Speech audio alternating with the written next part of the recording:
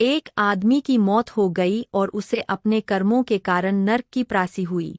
उसने वहां जाकर देखा कि हर देश के लिए अलग अलग नर्क है। वह अमेरिकन नर्क में गया और पूछा कि यहाँ आत्माओं को किस तरह पीड़ा दी जाती है।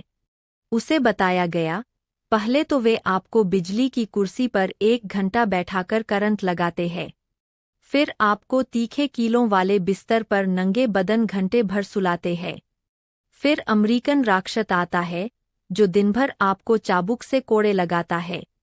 उस आदमी को यह सारा सिलसिला पसंद नहीं आया और वह आगे बढ़ गया। उसने आगे जाकर जर्मनी, जापानी, ऑस्ट्रेलियाई इत्यादि तमाम देशों के नर्क देख डाले। सभी में जैसी सज़ा अमेरिकन नर्क में दी जाती थी, लगभग उसी किस्म की सज़ा नर्क में आने वाली सभी आत्माओं को दी जाती थी। हाँ, धरती पर किए पापों की गंभीरता के आधार पर समय में कुछ कमी बेसी जरूर हो जाती थी। घूमते घूमते वह आखिर में भारतीय नर्क में पहुंचा। वहां उसने देखा कि नर्क में प्रवेश के लिए आत्माओं की हजारों मील लंबी लाइन लगी है। आश्चर्यचकित होता हुआ उसने पूछा कि यहाँ किस किस्म की सज़ा आत्माओं को दी जाती है, जिसके कारण इतनी लंबी लाइन लगी है।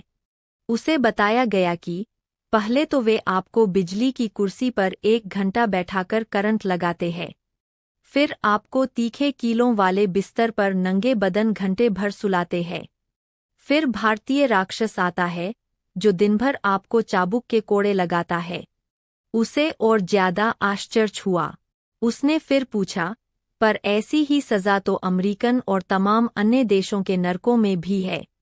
वहां तो अंदर जाने वालों की ऐसी भीड़ नहीं दिखी। किसी ने उसकी जिज्ञासा शांत की, चूंकि यहाँ भीड़ के कारण बदहाली है, मेंटेनेंस बहुत घटिया है, बिजली आती नहीं, बिजली की कुर्सी काम नहीं करती, बिस्तर से कीलों को लोग चोरी कर ले जा चुके हैं, और कोड़े लगाने वाले भारतीय राक्षस भारतीय शासकीय सेवा में रह चुके हैं, जो आते तो है, परंतु हाजिरी रजिस्टर में अपनी उपस्थिति दर्ज कराकर कैंटीन चले जाते हैं।